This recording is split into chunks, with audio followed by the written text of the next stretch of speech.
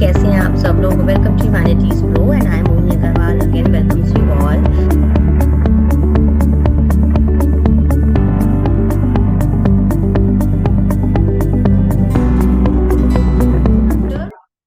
We will start this chapter 7 social influence and group processes and again इसमें बहुत पूरा chapter in fact कटा हुआ है, ठीक है? So again we have to like read till page number this 138 of my book. The last topic is group polarization. Group polarization is मतलब included in the chapter 7. Okay, conformity के बाद पूरा chapter is deleted. Okay, now see what is a group, ठीक है? तो again यहाँ पर जो फर्स्ट ऑफ ऑल चैप्टर का अगर हम डिस्कस करें कि social influence and group processes, तो सोशल इन्फ्लुएंस हम ऑलरेडी डिस्कस कर चुके हैं इन चैप्टर 6। हमने एक बात का लाइक फर्स्ट पेज पे पढ़ा था सोशल फैसिलिटेशन, ठीक है? सो आप यहाँ पर ऐसे एरो बना लो और यहाँ पर लिखो सोशल फैसिलिटेशन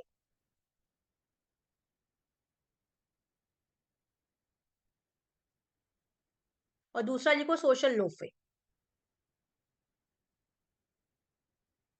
ठीक है? So these are the two again types of social influences. Okay, write it down. Social facilitation और social facilitation and social लोफे।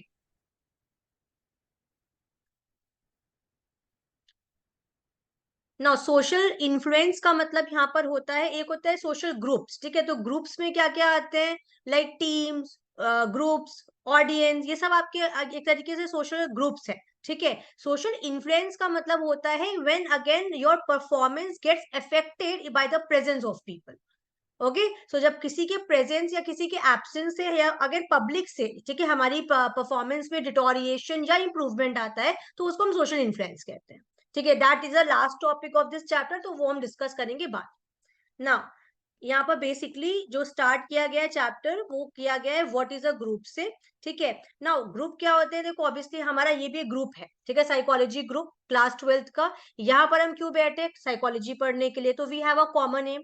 Okay, we are more than 2 people, तो ये भी ग्रुप का एक पार्ट है। वी आर इंटरैक्टिंग ऑल्सो, तो ये भी ग्रुप का पार्ट है। वी आर इंटरडिपेंडेंट ऑल्सो, ऐसा नहीं कि आप लोग सोल परफॉर्मेंस भी मैटर करती है, बट ये एज अ क्लास होल भी मैटर करती है कि कितना समझ में आता है, ठीक है? सो जब भी कोई ग्रुप का पार्ट होते हो तो it has some features. Now ये सब आप लाइक काट सकते हैं, it's not important. So straight away come to here, यहाँ से आ जाओ, ठीक है? So again see a group may be defined as an organized system of 2 or more individual. Now in this definition, ठीक है, हमारे ये लास्ट के पॉइंटर्स है, कैरेक्टरिस्टिक्स है। तो ये पहला है कि again a group is what? A group is defined as an organized system of 2 or more individual because obviously one people does not again form group, ठीक है? So again एक से ज्यादा इंसान ग्रुप बनाते हैं।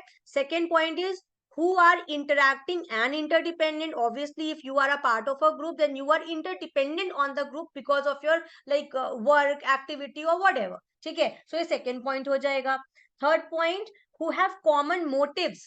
ओके, जब भी आप किसी ग्रुप का पार्ट है तो obviously you have a common like aim, ठीक है? कि आप क्यों उस ग्रुप का पार्ट है। जैसे इस ग्रुप में हम साइकोलॉजी पढ़ते हैं, हम पॉलिटिकल साइंस यहाँ डिस्कस नहीं करेंगे, ठीक है? सो यहाँ पर कॉमन मोटिव्स होते हैं। Fourth point, have a set of role relationship among its member. अगर आप क्लास में होते हो तो क्लास में मॉनिटर अलग होता है, यू नो लाइक हर किसी का एक डिपार्ट रोल्स होते हैं, तो वो रोल जो असाइन किए जाते हैं वो भी ग्रुप में ही किए जाते हैं कि हर एक मेंबर का उसको रोल पता होता है कि ये मैं एज अ ग्रुप में मेंबर में मैं ये चीज करूंगा, ठीक है? Next point, and have norms. That is very important. कोई भी ग्रुप को चलाने के लिए नॉर्म्स होते हैं। नॉर्म्स का मतलब क्या होता है? कुछ रूल्स एंड रेगुलेशंस जो उस ग्रुप को रेगुलेट करके रखें। जैसे हमारे यहाँ पर क्लास का टाइमिंग है 7:15, 7:20 तक बच्चे नहीं आ रहे तो मतलब वो कहीं ना कहीं लेट आ रहे हैं, ठीक है? तो अगेन कुछ रूल्स बनाए जाते हैं या कुछ नॉर्म्स बनाए जाते हैं to regulate the behaviour of the group या to regulate the group itself, आप ऐसे कह सकते हो। अब जितना भी हमने डेफिनेशन में पढ़ा है ना, that is again again written in a elaborative way in the characteristics, ठीक है? सेम कंटेंट है बिल्कुल। ओके, सो अगर डेफिनेशन भूल जाते हो या इट्स कैरेक्टरिस्टिक बिल्कुल याद नहीं आती तो ये ही आप इसको थोड़ा सा इलैबोरेटिव कर करके लिख सकते हैं, ठीक है? So again if I talk about groups characteristic, a social unit consisting of 2 or more individual who perceive themselves as belonging to the group, ठीक है? इतना जितना मैं टिक करी उतना ही कंटेंट बहुत है। ठीक है। Second point, a collection of individuals who have common motives and goals.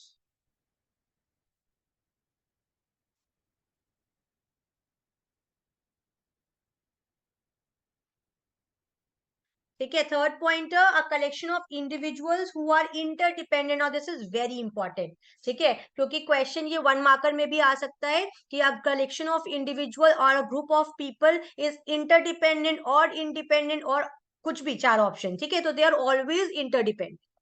अगर आप ग्रुप में हो पार्ट, तो ऑब्वियसली आपकी जो भी आप परफॉर्मेंस करते हो या जो भी आप काम कर रहे हो, उसका इफेक्ट आपके ग्रुप में आएगा ही आएगा। ठीक है, सो यहां से लेके यहां तक टिक करना है इसको। What one is doing may have consequences for others. Okay, fourth point, individuals who are trying to satisfy a need through their joint association also influence each other. अब यहाँ पर थोड़ा सोशल लोफिंग का भी फिनोमिना समझाना पड़ता है। Again आप कह लो कि अगर आप कुछ नहीं कर रहे हो ग्रुप में, ठीक है, तो उसका भी कहीं ना कहीं इफेक्ट ग्रुप में आपको देखने को मिलेगा। तो ये जॉइंट एसोसिएशन है, इसका मतलब हर किसी की रोल है, आपको करना पड़ेगा अपना काम। ठीक है, तो इंटरैक्शन कह लो, इंटरडिपेंडेंट कह लो, या आप किसी एम के लिए वहां पर आए तो आपका काम करना जरूरी है। That is why it is a joint association. ठीक है, और अगर आप कुछ नहीं करोगे तो उसका भी इन्फ्लुएंस पड़ेगा दूसरे ग्रुप में, मतलब अपने ही ग्रुप में, कि दूसरे भी कुछ नहीं करें। ठीक है, so that is the influence. Then a gathering of individuals who interact with one another either directly or indirectly. And last pointer, a collection of individuals whose interaction are structured by a set of rules and norms. अब ये भी 2 marker question वैसे तो नहीं आएगा, but फिर भी अगर आ जाए कि क्यों ग्रुप में नॉर्म्स की जरूरत होती है, which means that group members perform the same functions every time the group meets and the group members adhere to the group norms and to regulate the again members of the group. ऐसे करके लिख सकते हो आप। Understood? ठीक है, so this is very very basic detail which is not a more than a question of 1 marker or 2, उससे ज्यादा नहीं है। ठीक है, अब यहाँ पर नेक्स्ट पैराग्राफ में क्वेश्चन लिखिए, difference between crowd and a group. ठीक है, this page is only is having a content of 2 marker, not more than 2 markers, okay, और 1 मार्कर। सो अब now here you have to write difference between crowd and a group.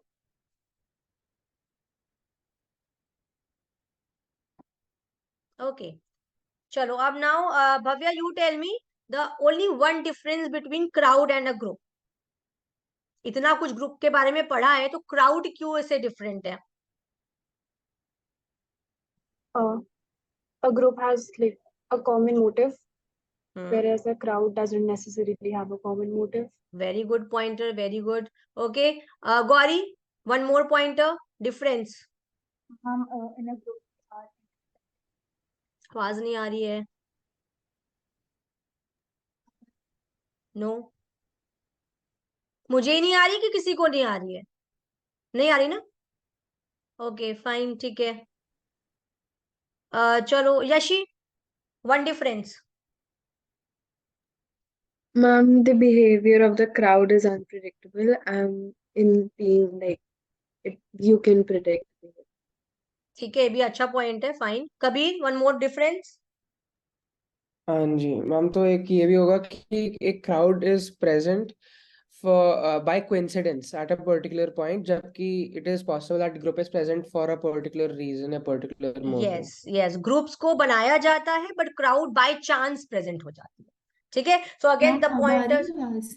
हाँ, अब आ रही है बेटा, yes. Ma'am group के अंदर हम लोग इंटरडिपेंडेंट होते हैं और क्राउड के अंदर हम इंडिपेंडेंट होते हैं। हाँ बिल्कुल, ये भी बहुत अच्छा पॉइंट है। तो इनफैक्ट ऑल द आपने ज्यादा ही पॉइंट्स बताए हैं, मैं बुक से ज्यादा ही बता दिए। ठीक है, सो अगेन अगर कोई भी डिफरेंस क्वेश्चन आता है, सो अगेन ऐसे ही लिखना है। ओके, नाउ डिफरेंस देखो, अकॉर्डिंगली टिक करो अपनी बुक में। Okay, and this is a 1 marker question also. Dash is a collection of people who may be present at a situation or a place by chance, so that is a crowd.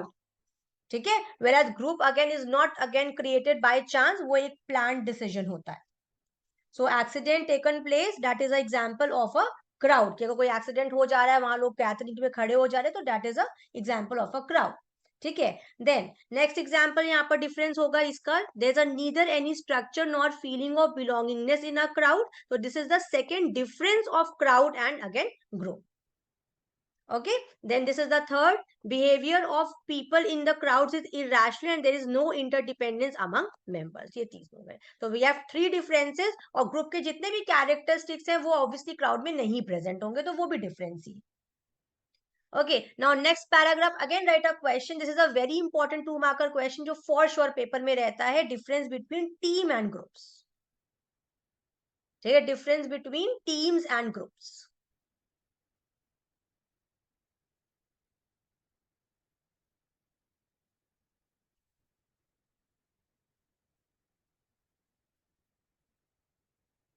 ना कोई बताएगा मुझे team and group में क्या difference हो सकता है? Anyone just try it.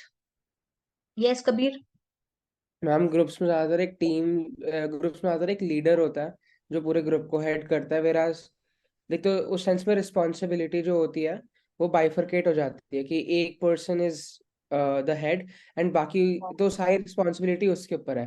वेराज team के अंदर हर पर्सन की एक इंडिविजुअल रिस्पॉन्सिबिलिटी मिलती है। जैसे अगर हम स्पोर्ट्स में बात करें तो एक टीम हो गई, उसके अंदर हर पर्सन की एक अलग रिस्पॉन्सिबिलिटी है। वेराज अगर हम किसी भी ग्रुप की बात करें तो वहां पर ज्यादातर एक ग्रुप लीडर होता है जिसके अंडर सब काम कर रहे होते हैं, वैसे करके आई थिंक। हाँ बट यहाँ पर डिफरेंस देखो, आपने लीडर वाला पॉइंट तो बिल्कुल सही बताया, ठीक है, बट इसमें डिफरेंस आप यहाँ पर क्या बता सकते थे कि जैसे अगर फॉर एग्जांपल ग्रुप है, ठीक है, अब इस ग्रुप में अगर लेट्स से हमारी साइकोलॉजी में ही मार्क्स किसी के कम आते हैं तो कहीं ना कहीं उसकी सोल रिस्पॉन्सिबिलिटी मेरी आती है, ठीक है, I am responsible for that, might be you are not getting my point, ठीक है, my concept my teaching, right, तो कहीं ना कहीं उसकी अकाउंटेबिलिटी मैं अकेले भी दूंगी तो चलेगा, ओके, बट टीम क्या होता है, टीम में आप अपने एफर्ट का इंडिविजुअल रिस्पॉन्सिबिलिटी खुद भी लेते हैं, ठीक है, तो that is a difference, like for example in a cricket if some like cricketer या कोई भी जो खेल रहा है वो अगर कैच ड्रॉप कर देता है तो उसकी रिस्पॉन्सिबिलिटी कैप्टन तो लेता ही लेता है, बट अगर उसकी भी है कि उसने क्यों किया, ठीक है, so that is a difference, यहाँ पर इंडिविजुअल अकाउंटेबिलिटी हो जाती है टीम्स में, वेयर ग्रुप्स में नहीं होती। अगर आपका कोई क्लास का ग्रुप है तो as a class as a sum up पे आएगा कि ये जीता या हारा, उसमें कोई इंडिविजुअली नहीं पकड़ पकड़ के पूछेगा कि तुमने क्यों किया तुमने क्यों नहीं किया, बट टीम में कर सकते हैं, ठीक है, so that is a difference, okay, it's a very big difference, okay, so see teams are special kinds of groups, ये भी 1 मार्कर क्वेश्चन है। Members of teams often have complementary skills and are committed to a common goal or purpose. Members are, now this is again a 1 marker question, ठीक है, कि members are mutually accountable for their activities in dash, ठीक है, so again in teams, okay, in teams there's a positive synergy attained through the coordinated efforts of the member. अगर team का एक member भी coordinate नहीं करेगा तो पूरी टीम इफेक्ट होगी, मगर ग्रुप में अगर 1 या 2 मेंबर काम नहीं करेंगे तो ग्रुप का काम इफेक्ट नहीं होगा, ठीक है, और इसका अच्छा example again Chak De India, I hope सबने देखी होगी मूवी, राइट, ठीक है, उसमें if they do not have any coordination between that जो वो लोग देते थे तो उसमें देखो पूरी टीम सफर करती थी, तो दैट्स अ टीम वर्क, ठीक है, तो कोई भी पॉजिटिव सिनर्जी को मेंटेन करने के लिए mutual efforts again mutual coordination बहुत जरूरी है, ठीक है, every each and every individual का, okay, now these are the differences, यहाँ पर आप ऐसे ही लिखेंगे first pointer and second pointer. In groups, performance is dependent on the contributions of individual members. In teams, both individual contribution and teamwork matter. So ये आपका first difference है, ठीक है। Second, in groups, the leader or whoever is heading the group holds responsibility for the work. जैसे captain बनाया आपकी class का तो वही accountability लेगा, whereas in teams, although there's a leader, members hold themselves responsible. तो ये आपका difference है again, second difference. हाँ, हाँ जी, एक डिफरेंस ये भी तो हो सकता है, जैसे टीम्स में सबकी एक स्पेसिफिक एक जैसा स्किल सेट होता है, ग्रुप्स में इट्स नॉट नेसेसरी कि सेम स्किल सेट हो, मतलब एक जैसा स्किल सेट हो। बट टीम्स में भी एक जैसा सेट कैसे होता है? जैसे फॉर एग्जांपल कुछ लोग बहुत अच्छे बॉलर्स होते हैं, कुछ लोग अच्छे बैट्समैन होते हैं, कुछ लोग अच्छे फील्डर्स होते हैं, तो मतलब किसी भी टीम को भी चलाने के लिए we need different set of skills ना, या तो फिर उन प्लेयर्स की बात करो जैसे कि या तो वो एकदम सेम सेट पे चलते हैं, I think kabaddi can be the example, might be, I have a very poor knowledge of sports, okay, एक और यहाँ क्वेश्चन डिफरेंस का लिखो, ठीक है, difference between audience and mob.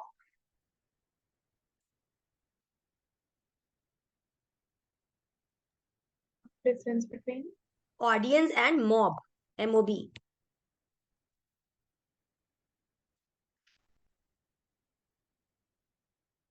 Okay चलो लक्ष्य, नाउ यू टेल मी कि ऑडियंस मॉब कब बनती है?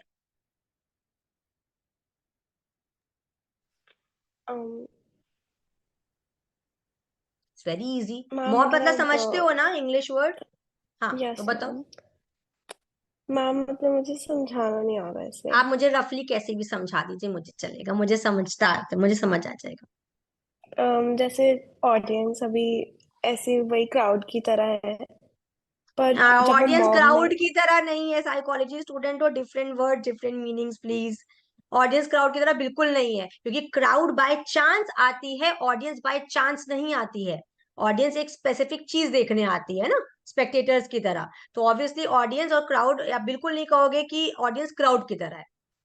हम्म, हाँ अब जैसे फॉर एग्जाम्पल मूवी हॉल में जाते हो, तो आप सब लोग मूवी हॉल में एक मूवी देखने अगर जा रहे हो, तो आप सब ऑडियंस ही हो वहां पर। तो वो ऑडियंस मॉब कब बन जाएगी? मैम मतलब अगर जैसे हमें मूवी नहीं पसंद आई, किसी को भी मूवी नहीं पसंद आई, तो वो ऐसे रिएक्ट करेंगे तब मॉब बन जाएंगे। कैसे रिएक्ट करेंगे? अगर किसी को पसंद नहीं आई, सब उठकर चले गए, या फिर कुछ भी उन्होंने कर दिया, देखो पॉपकॉर्न फेंक उठ के दिए, चले ऐसे गए तो कुछ। अगेन वो मैम मॉब भी नहीं वायलेंस है। हाँ जी, वायलेंस वायलेंस एग्जैक्टली क्या नहीं। मतलब? एक बात बताओ, आप लोग स्कूल में मैच देखते समय हूटिंग वूटिंग नहीं करते हो क्या? बड़े शरीफ बच्चे हो। एग्रेसिव हो जाए ज्यादा, एग्रेसिव हो जाए और भाई हम लोग तो बहुत, हम तो फिर लगे बिगड़े हुए हैं, आप लोग एक्टिव बहुत इंगेज शरीफ करने लग हो। जाए, impulsive हो जाते हैं, मतलब थोड़ा बिल्कुल एक्टिवली इंगेज होने लग जाए। इम्पल्सिव हो जाना, थोड़ा वायलेंट नहीं हो जाता, किसी को मार कूट नहीं रहे हैं, ऑब्वियसली वायलेंस नहीं करेंगे। बट जैसे फॉर एग्जांपल हूटिंग करने लगना, या किसी को बुली करने लगना, यू नो लाइक ऐसे एक कॉमन हमने 3-4 का ग्रुप बना लिया और किसी को परेशान करने लगना, या उसके बारे में लाइक नारे लगाने लगना, तो that is called like that mob. Frenzy हो जाना, इन योर वर्ड्स फ्रेंजी हो जाना। ठीक है, सो अगेन देखो, जब भी कोई ऑडियंस पैसिव अगेन बैठी हुई है, तो वो ऑडियंस है, क्योंकि वो एक स्पेसिफिक चीज देखने आई है, वो अगेन ऑडियंस है। ठीक है, मॉब कब बन जाएगी? जब वो बहुत फ्रेंजी हो जाएगी, इम्पल्सिव हो जाएगी। ठीक है, और फिर वो उन लोगों का एक कॉमन ग्रुप बन जाएगा कि मुझे इस चीज में हूटिंग करनी है या इसको अगेन परेशान करना है। ठीक है, सो मॉब एंड ऑडियंस का यही डिफरेंस है। Now please tick the lines accordingly, क्योंकि इसका भी 2 मार्कर क्वेश्चन आता है। ठीक है, so this is the first difference. An audience is a collection of people who are assembled for the special purpose, so that is an audience. Okay, audiences are generally passive, that is again a second point of the audience. ठीक है, now first point of the mob is when audiences become frenzy, then it becomes mob. ये first point है mob का। ठीक है, in mobs there is a definite sense of purpose. अब देखो definite sense of purpose का मतलब क्या है, कि अगर 100 पीपल हैं एज एन ऑडियंस, ठीक है, उसमें से 25 पीपल शोर मचा रहे हैं, फ्रेंजी हो जा रहे हैं, हूटिंग कर रहे हैं, तो इन 25 पीपल का एक कॉमन एजेंडा हो जाएगा या कॉमन पर्पस हो जाएगा कि हमको हूटिंग करनी है, या हमको फ्रेंजी हो जाना है, या हमको इम्पल्सिव हो जाना है। ठीक है, सो ये एक्टिव क्राउड में आ जाएगा, फिर ये पैसिव क्राउड नहीं है, पैसिव ऑडियंस नहीं है। ठीक है, सो यहाँ पर there is a polarization in the attention and actions of persons are in the common direction. Okay, so यहाँ पर सबका डायरेक्शन क्या हो जाएगा? कॉमन हो जाएगा कि हमको यहाँ पर हूटिंग करनी। ठीक है, so again it has an homogeneity of thought and behaviour as well as impulsivity. Mob का ज्यादा लिखा हुआ है एज कंपेयर टू ऑडियंस। तो ये सारे 1 मार्कर क्वेश्चंस भी हो सकते हैं कि in dash there is a homogeneity of the thought and behaviour as well as impulsivity, तो that the answer will be mob. And options में यही देंगे, टीम, ग्रुप, ऑडियंस, मॉब। तो this is very confusing sometimes. Okay, समझ आया? Clear है? Understood? Yes. Now अब देखो, थोड़ा सा मैं डिफ्रेंशिएट करा देती हूँ यहाँ पर, जो बच्चे जनरली थोड़ा सा यहाँ पर गलती करते हैं। हमारे पास 2 अगेन टॉपिक्स हैं। एक है वाई का, कि why do people join groups, and this is very easy topics. ठीक है, why do people join groups पूछ रहा है कि लोग अलग अलग ग्रुप्स क्यों ज्वाइन करते हैं। तो here we will be stating reasons. ठीक है, इन वेरेज if I talk about group formation, तो यहाँ पर focus is on the how, कि how groups are form. Okay, and again questions are never be direct. ठीक है, वो आपको स्टेटमेंट वाइज क्वेश्चन देंगे, तो आपको ही समझना है कि अगर कोई क्वेश्चन पूछ रहा है व्हाई, रीजन की ग्रुप क्यों ज्वाइन करना है, तो क्यों ज्वाइन करना है के पॉइंटर्स 5 या 6 हैं, till provide knowledge and information तक, यहां तक। ठीक है, और आपका ग्रुप फॉर्म कैसे होता है, हाउ। ठीक है, तो उसका अगेन पॉइंटर है 3, proximity, similarity, common motives and. Okay, so please do not again like इसमें कंफ्यूज नहीं होना है कि हमें वाई लिखना है या हमें हाउ लिखना है, वो डिपेंड करता है क्वेश्चन पे. Now see, why do people join groups? Underline this line. This is a like question line only. Different groups satisfy different needs and therefore we are simultaneously members of different groups. ठीक है, explain. तो this is a question statement. अगर ये आपका आता है तो obviously आपको यहाँ पर कॉजेज लिखने वाला रीजंस लिखने हैं. तो यहाँ से आप स्टार्ट कर सकते हो. People join group because these group satisfy range of needs and these are the again pointers. ना देखो, आप लोग बताओ, आप लोग यहाँ पर ग्रुप जब ज्वाइन करते हो, कोई भी ग्रुप, चाहे आपके डांसिंग ग्रुप हो या स्कूल का ग्रुप हो, क्यों ज्वाइन करते हो? चलो एक एक रीजन जल्दी जल्दी बता दो फटाफट. गौरी. क्योंकि हमें वो पसंद है करना, तो हम उसी चीज के अंदर इंडल्ज होते हैं. पसंद है ठीक है, बट अगेन स्कूल का कोई ग्रुप ज्वाइन कर रहे हो तो उससे उसमें ज्वाइन करने में आपको क्या मिलता है? Why you join it? Self esteem boost होता है, कॉन्फिडेंस मिलता है, ठीक है, फाइन. एक्सपोजर मिलता है. एक्सपोजर मिलता है, तो आप यहाँ पे दो तीन पॉइंट बता दिया. सेल्फ स्टीम आपका लाइक कॉन्फिडेंस वाला पॉइंट हो गया, एक्सपोजर टू इन्फॉर्मेशन वाला पॉइंट भी हो गया. ठीक है, कबीर आप क्यों ज्वाइन करते हो कोई भी ग्रुप? मैम सपोर्ट के लिए, सोशल सपोर्ट या उस सेंस में. बिल्कुल, तो ये साइकोलॉजिकल नीड्स भी हो सकती है, सोशल सपोर्ट, राइट. ठीक है, भाविका. मैम क्योंकि फीलिंग ऑफ बिलोंगिंगनेस, अगर आपसे कोई पूछे आप कौन से ग्रुप में हो तो आप अच्छे से लाइक एक्सप्लेनेशन दे सकते हो, आपको एक स्टेटस मिल जाता है. बिल्कुल. अब मेरा एक और क्वेश्चन है, क्या हम अगेन वेल रिनाउंड ग्रुप्स को ज्वाइन करना पसंद करते हैं या ऐसे ही किसी भी ग्रुप को?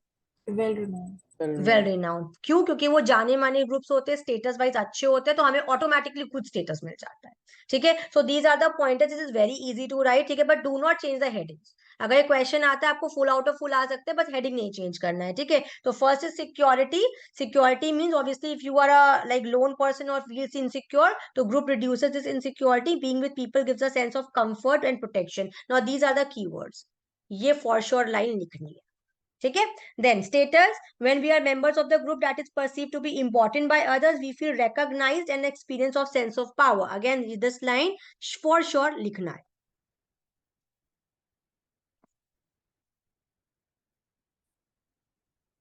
ठीक है, self esteem, obviously groups provide feelings of self worth and establish a positive social identity. Being a member of the prestigious group enhances one social self concept. और ये देखो इतने इजी पॉइंट है ना कि अगर आप हेडिंग याद रखो तो खुद फ्रेम हो जाएंगे. ठीक है, this is very easy. Then satisfaction of one psychological and social needs. तो ये भी इसमें भी आपके जो पॉइंटर्स होंगे वो sense of belongingness, giving, receiving attention, love, power, ये सारे हैं. गोल अचीवमेंट अच्छा पॉइंट है कि अगर आप अकेले कोई काम करेंगे तो it will take lot of time, अगर वही ग्रुप में करेंगे तो आप जल्दी अटेन कर पाएंगे. ठीक है, तो there is a power in the majority. Group provide knowledge and information. अगर आप चार लोगों से चार तरीके की बातें करेंगे तो ऑब्वियसली आप ज्यादा इंफॉर्मेटिव रहेंगे and it broadens your view. तो this you have to write. Clear, easy topic. ठीक है, नाउ ग्रुप फॉर्मेशन का एक बहुत ही सॉलिड क्वेश्चन आता है 1 मार्कर में, जो कि बहुत ही कंफ्यूजिंग होता है. ठीक है, कि लाइक वो आपको एक केस स्टडी देंगे और वे पूछेंगे कि इसमें आपने क्यों ग्रुप ज्वाइन किया. ठीक है, या अगेन उसका रीजन क्या था ग्रुप ज्वाइन करने का. तो प्रॉक्सिमिटी, सिमिलैरिटी और कॉमन मोटिव इनको बहुत लगभग एकदम पास पास के टॉपिक्स हैं. ठीक है, तो उसमें क्लैरिटी रखो, कुछ कीवर्ड्स टिक करना.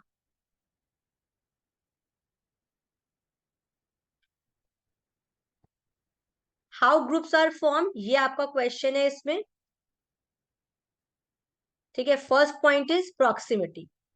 नाउ प्रॉक्सिमिटी का यहां पर आप लिख सकते हो अगेन क्लोजनेस. ठीक है, प्रॉक्सिमिटी का मतलब ही होता है क्लोजनेस या अगेन जिससे हम बार बार मिल रहे हैं. So just think about your group of friends. Would you have been friends if you were not living in the same colony or going to the same school or maybe playing in the same playground? यहाँ से टिक करो. Repeated interactions with the same set of individuals give us a chance to know them and their interests and attitudes. Common interests and attitudes and background are important determinants of your liking for your group members. ठीक है, आप कभी भी अगर किसी group का part हो गए ना तो ऑब्वियसली उसके लिए सबसे इंपॉर्टेंट फैक्टर है बार बार मिलना, रिपीटेड इंटरेक्शंस. अगर ये नहीं है तो ग्रुप नहीं, फिर वो आप रैंडमली मिलते हैं, रैंडमली छोड़ देते हैं. ठीक है, so repeated interaction is very very important point. और रिपीटेड इंटरेक्शन हम किसके साथ करना पसंद करेंगे? जिसके साथ हमारी एक कॉमन इंटरेस्ट, एटीट्यूड या बैकग्राउंड शेयर हो. ठीक है, हम यहाँ पर आते हैं 7:15 रोज अगेन TTS में, क्योंकि हमें साइकोलॉजी पढ़नी है। ठीक है, सो हमारा कॉमन मोटिव है यहाँ पर। Okay, so that is the proximity of, अगर यहाँ पर अगर आप मुझसे 1 महीने में 1 बार मिलेंगे तो ऑब्वियस सी बात है, ना प्रॉक्सिमिटी बढ़ेगी ग्रुप में, ना हम इतना ज्यादा इंटरेक्ट कर पाएंगे। क्लियर? तो कोई भी चीज हो, चाहे वो फॉर्मल हो चाहे वो इनफॉर्मल हो, proximity is a very important factor कि हाउ ग्रुप्स आर फॉर्म। ठीक है, now the second point is similarity. Similarity देखो, being exposed to someone over a period of time makes us assess our similarities and paves the way for formation of groups. Now write down one question of 2 marker here. Question लिखिए what are the different explanations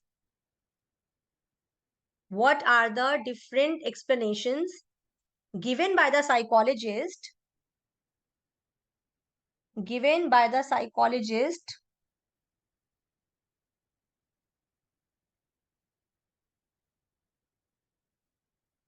to explain similarity of group formation. To explain similarity as a factor लिख लेना, to explain similarity as a factor in group formation.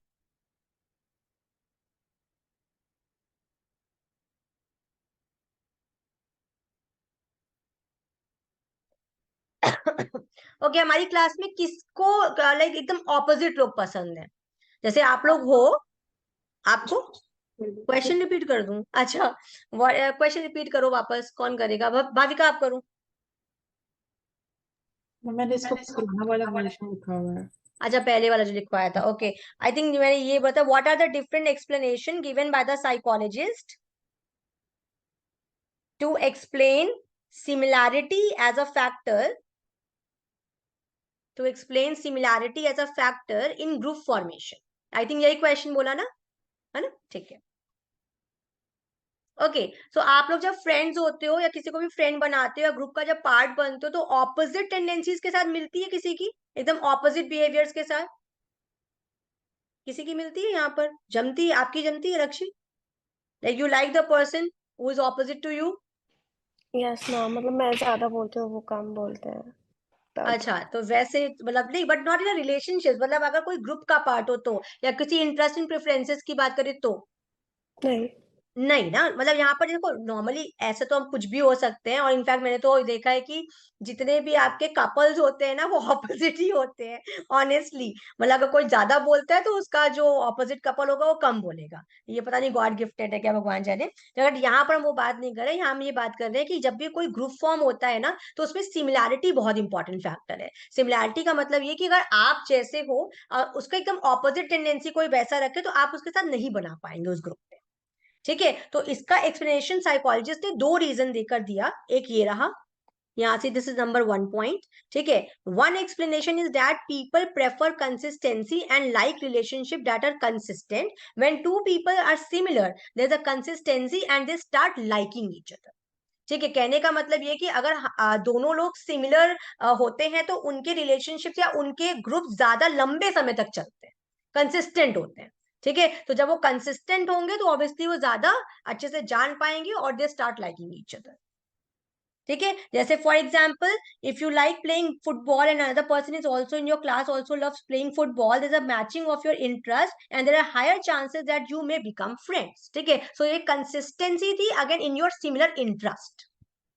Clear? ठीक है, अब ऐसा क्यों होता है? क्योंकि अगर आप सिमिलर हो तो आप जब आपस में मिलते हो, फुटबॉल की बात करते हो या किसी भी टॉपिक की बात करते हो, तो आपको लगता है कि आपका ओपिनियन वैलिडेट हो गया, आपके इंटरेस्ट मिले, तो मतलब इस चीज में अच्छी कोई बात है। ठीक है, सो अगर आप फॉर एग्जाम्पल फेमिनिज्म की बात करते हो, अगला भी फेमिनिज्म को सपोर्ट करता है, तो आपको लगता है ना कि फेमिनिज्म एक अच्छी चीज है या इसके बारे में अच्छी जानकारी मिली। तो यहाँ पर जब भी कोई 2 सिमिलर व्यू पॉइंट्स होते हैं, वो उस ओपिनियन को वैलिडेट करता ही करता है, फिर चाहे वो नेगेटिव सेंस में करे चाहे वो पॉजिटिव सेंस में करे। ठीक है, सो सेकेंड यहाँ पर आपका एक्सप्लेनेशन है ये वाले पेज पर।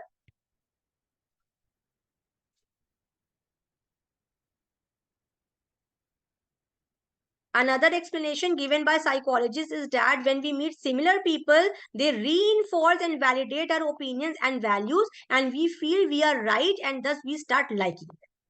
ठीक है, इसका भी बहुत अच्छा एग्जाम्पल दिया है कि too much watching of television is not good because it shows too much violence. तो अगर दो लोग आपस में यही बात कर रहे हैं, लेट से दो मम्मियां बात कर रही हैं, ठीक है, और वो दोनों ही एकदम फेवर में है इस व्यू पॉइंट में, तो उनको लगेगा कि हाँ ये व्यू पॉइंट बिल्कुल सही है, ठीक है, उनकी ओपिनियन लाइक वैलिडेट हो जाएगी क्योंकि they are the like minded people, वो एक जैसा सोचते हैं, they have a similar view, that is why. Clear? So this validates your opinion and you start liking the person who was instrumental in validating your opinion. So ये question 2 marker में भी आ सकता है different view points का according to psychologist. Clear? ठीक है? Now third आपका है common motives and goals. Obviously जब भी आपका कोई ग्रुप फॉर्म होगा तो जब कोई कॉमन मोटिव होगा तो ही होगा, वरना नहीं होगा, ठीक है। So when people have common motives or goals, they get together and form a group which may facilitate their goal attainment. Suppose you want to teach children in a slum area who are unable to go to school. You cannot do this alone because you have your own studies and homework. Obviously आप अकेले करोगे तो it will take lot of time और आप बहुत कम reach कर पाओगे लोगों को. So therefore form a group of like-minded friends and start teaching these children. So you have been able to achieve what you could do not done alone. Clear? समझ आया? ठीक है। सो अगेन कैटेगराइजेशन बड़ी important है, form Q group होता है, तो again ये 3 point, why people join group, again वो 6 पॉइंट्स, ठीक है, understood, okay. Now stages of group formation भी देखो, it's a very easy topic. Now आप लोग का भी कोई, जैसे हमने अपना ग्रुप यहाँ पर साइकोलॉजी वाला फॉर्म किया हुआ है ये, ठीक है, जब आप लोग के एग्जाम्स हो जाएंगे हमारा ग्रुप टर्मिनेट हो जाएगा, खत्म, ठीक है। अब ऐसे कुछ लोग ऑफिशियली टर्मिनेट करते हैं, जैसे एनुअल कॉन्सर्ट्स होते हैं, तो एनुअल कॉन्सर्ट में देखो लास्ट में एक एंडिंग स्पीच भी होती है, राइट, ठीक है। सो कोई भी जब ग्रुप बनता है ना, उसमें कुछ आपके स्टेजेस होते हैं, यहां से टिक करना। Groups usually go through different stages of formation first, conflict second, stabilisation third, performance fourth and dismissal that is fifth. तो ये इन्होंने एक नॉर्मल हर ग्रुप की बात कही है, ठीक है, कि ग्रुप्स, अब यहाँ पर भी 1 मार्कर क्वेश्चन है ये, कि अगर इसमें से कौन सी स्टेज है या कौन सी स्टेज नहीं होती है, ठीक है। तो सबसे पहले फॉर्म होता है ग्रुप, उसमें कुछ कॉन्फ्लिक्ट्स होते हैं, फिर वो स्टेबलाइज होता है, फिर परफॉर्म करता है और फिर डिसमिस हो जाता है, ठीक है। इसी को टकमैन एक साइकोलॉजिस्ट है यहाँ पर, तो टकमैन ने सजेस्ट किया that groups pass through the 5 developmental sequences. अब ये कीवर्ड है, 5 डेवलपमेंटल सीक्वेंसेस का क्वेश्चन अगर आता है, ये 3 मार्कर क्वेश्चन है या 4 मार्कर, उससे ज्यादा नहीं है। और ये भी बहुत केस बेस्ड आता है क्वेश्चन, कोई भी केस बेस्ड दे देंगे और आपसे पूछेंगे पहले तो आइडेंटिफाई करिए कि कौन सी स्टेज पे ग्रुप है, ठीक है, उसके बाद फिर वो आपसे पूछेंगे और भी स्टेजेस बताइए, ठीक है। सो यहाँ पर इसके 5 डेवलपमेंटल सीक्वेंसेस हैं। First is forming, second is storming that is equal to like conflict only, ठीक है, third is norming, fourth is performing and the last is adjourning, ठीक है, समझ आया। 5 स्टेजेस हैं। Now first is again forming के keywords tick करो। When group members first meet, there is a great deal of uncertainty. इसको line को टिक करो। Uncertainty about the group, the goal, how it is to be achieved. तो ना M clear होता है, कैसे ग्रुप बना है, it's just a collection of people at that time, ठीक है। सो यहाँ पर ग्रुप मेंबर्स खुद अनसर्टेन होते हैं कि उनका ग्रुप चलेगा भी कि नहीं चलेगा या क्यों बना है, ठीक है, एम बस होता है, आप ये कह लो, ठीक है। फिर people try to know each other and assess whether they will fit in. Now this is very important line, there is excitement also as well as apprehension. लोगों को उस ग्रुप में ज्वाइन होने में अच्छा भी लगता है और डर भी लगता है, ठीक है। सो एप्रीहेंसिव भी होते हैं और अगेन कहीं ना कहीं एक्साइटेड भी होते हैं। So this stage is called forming stage. Now these are the keywords, पहले ही बता दिया मैंने, uncertainty का कोई पॉइंट आए, ठीक है, excitement as well as apprehension का कोई पॉइंट आए, तो आइडेंटिफाई द स्टेज में हमें फॉर्मिंग स्टेज करनी है, ठीक है। सेकेंड स्टेज हमारी स्टॉर्मिंग की होती है। स्टॉर्मिंग का मतलब ही होता है लड़ना, ठीक है, क्यों लड़ रहे हैं, क्योंकि obviously intra again group conflicts होते हैं। Now this is a keyword, ठीक है। सेकेंड स्टेज में इंट्रा ग्रुप कॉन्फ्लिक्ट्स होते हैं, मतलब ग्रुप तो बन गया है बट अगेन रोल्स नहीं क्लियर है, ठीक है। So again target of the group to be achieved is not planned as a conflict. Who is to control the group? Again a conflict. What resources, how resources will be used? Again a conflict. तो इस चीज को लेके लड़ाइयां होती हैं या conflicts होते हैं। So when this stage is complete, some sort of hierarchy of leadership in the group develops and a clear vision as to how to achieve the group goal is to be done. ठीक है। सो इस stage पर कहीं ना कहीं लड़ाइयां अपने roles को लेकर होती हैं कि कौन कैसे अचीव करेगा। ओके, थर्ड आपका है norming stage, once all the group members are assigned their work, ठीक है, कि आप ये करोगे, आप ये करोगे, there are certain rules and regulation to bind the group, again everything is very clear. Okay, so group members by this time develop norms related to group behavior and this leads to development of the positive group identity. ठीक है. Fourth आपका होता है performing. अब देखो important एक question बता रही हूँ, सब लोग अटेंटिव रहना. ठीक है. परफॉर्मिंग और एडजर्निंग दोनों आपकी एक तरीके से लास्ट स्टेजेस ही होती है. तो कुछ ग्रुप्स के लिए परफॉर्मिंग आपकी लास्ट स्टेज हो जाती है और कुछ ऑफिशियल ग्रुप्स के लिए एडजर्निंग लास्ट स्टेज होती है. तो अगर क्वेश्चन कभी भी आए कि which is the last stage of the 5 developmental sequence according to Tuckman, ठीक है, अगर परफॉर्मिंग भी हो और एडजर्निंग भी हो ऑप्शन में, तो एडजर्निंग is the right answer, not performing, क्योंकि यहाँ लिखा है. ठीक है, कि अब देखो यहाँ क्या लिखा है कि the 4 stage is performing. By this time, the structure of the group has evolved and is accepted by the group members. The group moves towards achieving the group goal. अब ये लाइन देखो. For some groups, this may be the last stage of the group development, but according to Tuckman, it is not. ठीक है, according to Tuckman, again, adjourning stage is the last stage. तो जितने भी आपके organised committee के कोई groups होते हैं, ऑफिशियल ग्रुप्स होते हैं या स्कूल फंक्शन के ग्रुप्स होते हैं, उसमें एडजर्निंग स्टेज आपकी लास्ट स्टेज होती है. Understood till here? समझ आया ना?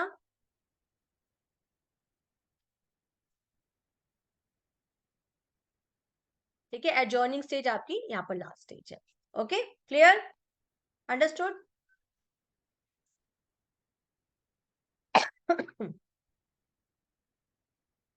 Okay, I need only 1 more class to complete this chapter. हो जाएगा. मैं ये एक टॉपिक और ले लेती हूँ, कोहेसिवनेस था, फिर group thing last class, next class में पढ़ाऊंगी. ठीक है, नाउ सी दिस. इसको काट दो, इसमें कुछ नहीं है. ठीक है, अब देखो again 3 marker question. 3 marker question में अब ये क्या पूछ रहा है. अब देखो अलग एक कैटेगराइजेशन करते रहना. वाई अलग था, हाउ अलग था, स्टेजेस अलग है, अभी एलिमेंट्स अलग. तो ये चैप्टर 3 के जैसा ही है बिल्कुल. इसका कंटेंट है बहुत छोटा मगर है बहुत सारा. ठीक है, सो अगेन यहाँ पर पूछा है कि ग्रुप स्ट्रक्चर जब एक बार ग्रुप बन जाता है तो उसको रेगुलेट करने के लिए क्या क्या करना पड़ता है. ठीक है, so we should remember that group structure develops as members interact. Over time, this interaction show regularities in the distribution of tasks to be performed, responsibility assigned to the members, and the prestige of relative status to the member. तो कोई भी group को actually maintain करने के लिए क्या करना पड़ता है, वो 4 एलिमेंट्स यहाँ पर दी. ठीक है, अगर ये 4 एलिमेंट्स किसी भी ग्रुप में मिसिंग होंगे ना, तो ये ग्रुप चलेगा ही नहीं, ये बोल रहा है ये. ठीक है, सो क्वेश्चन हमेशा इसी लाइन से आता है. What are the 4 important elements of the group structure? Okay, तो first is roles. Now roles क्या है? कोई भी ग्रुप का पार्ट हो, role should be very very clear. Roles are the typical behaviour. First 5 lines are very important. Roles are the socially defined expectation that individuals in a given situation are expected to fulfill. Roles refer to the typical behavior that depicts a person in a given social context.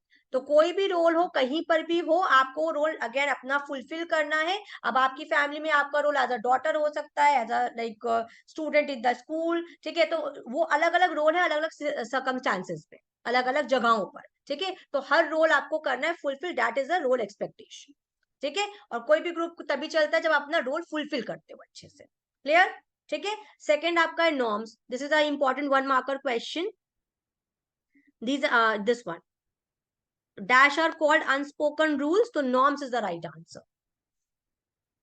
तो कोई भी norms या कोई भी family sorry group को चलाने के लिए अगेन नॉर्म्स बहुत जरूरी है. नाउ स्टेटस देखो. Status is again a very important 2 marker और अ 1 मार्कर क्वेश्चन. ठीक है, 2 तरीके के स्टेटस बताए गए हैं. First is achieved ascribed status and the second one is achieved status. ठीक है, अब जितने भी सोशियोलॉजी वाले स्टूडेंट होंगे बड़ा क्लियर होगा. चलो भाविका बताओ ascriptive क्या होता है? ascribed वो होता है जो आपको बर्थ से मिला होता है. अगर इस सेंस में बात करें तो यहाँ पर ascribed का मतलब क्या है? you are a part of the ascribed group. क्या मतलब हुआ?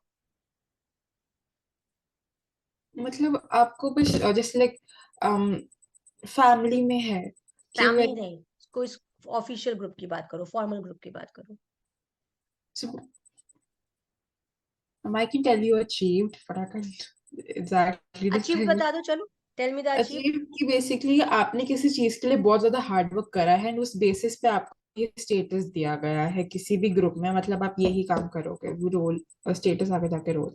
बिल्कुल, तो अभी इसको ऑपोजिट कर दो, एस्क्राइब बन जाएगा।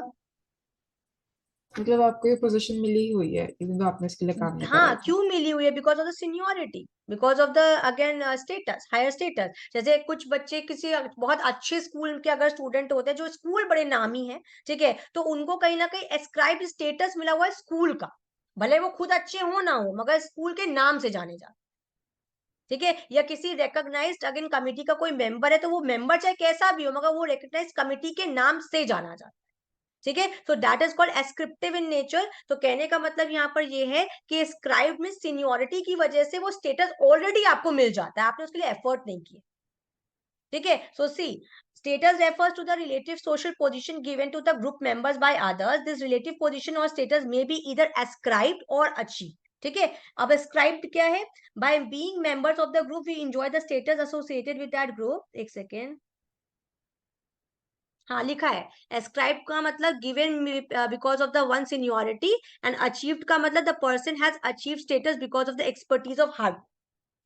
ओके, सो कोई भी अगर जैसे यहाँ पर भी देखो एग्जाम्पल देखो, the captain of the cricket team has a higher status compared to other members, although all are equally important for the team success. तो अगेन ये सीनियोरिटी मिली होती है उसको, इसलिए वो कैप्टन ऑफ द टीम बोला जाता है, तो वो एस्क्राइब्ड भी हो गया।